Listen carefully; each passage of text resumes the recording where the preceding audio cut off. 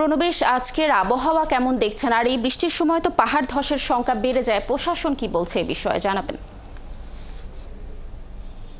চট্টগ্রামের আবহাওয়ার কথা যদি বলি, চট্টগ্রামে গত 2 দিন বৃষ্টি ছিল, থেমে থেমে গুড়ি গুড়ি, আবার আহ, অনেক সময় ভারী বৃষ্টি হয়েছে। তবে আজকে আবহাওয়া অনেকটাই পরিবর্তিত হয়েছে। আজকে সকাল থেকে রোদ আহ, বিরাজ করছে।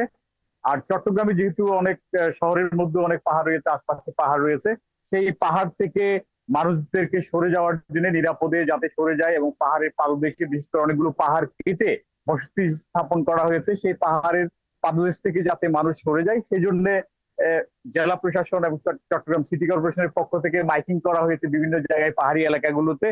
তবে যারা নিম্ন আয়ের মানুষ, বিশেষ করে গার্মেন্টস, রিক্সা চালক কিংবা সিএনজি চালক, এই ধরনের নিম্ন আয়ের সাধারণ মানুষরা এই পাহাড়ের পাদদেশে অল্প খরচে ঘর পায় বলে সেখানে থাকেন।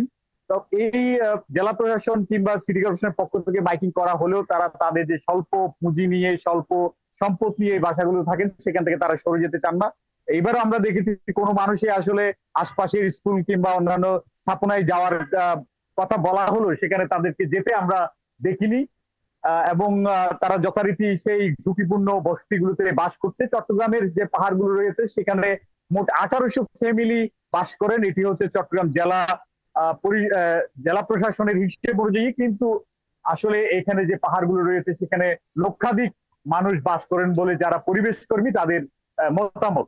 ফলে এই বিশাল সংখ্যক মানুষকে এখান থেকে সরিয়ে নেওয়া যে কাজটি, সেটি বর্ষার আগে কিছু অভিযান চালিয়ে প্রশাসনের পক্ষ থেকে তাদের সরিয়ে দেওয়ার কাজ হয়, কিন্তু যথারীতি আবার দেখা যায় যে তারা সেখানে বাস করছেন। এটি হচ্ছে চট্টগ্রামের বাস্তবতা। ফলে এখানে পাহাড় ধসের যে ঝুঁকি সেটি বরাবরই থাকছে।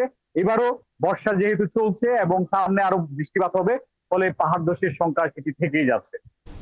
প্রণবেশ, ধন্যবাদ আমাদের সাথে যুক্ত থাকার জন্য। আমরা আশা করছি যারা পাহাড়ে বসবাস করছে তারা হয়তো সতর্কতা অবলম্বন করেই সেখানে থাকবেন।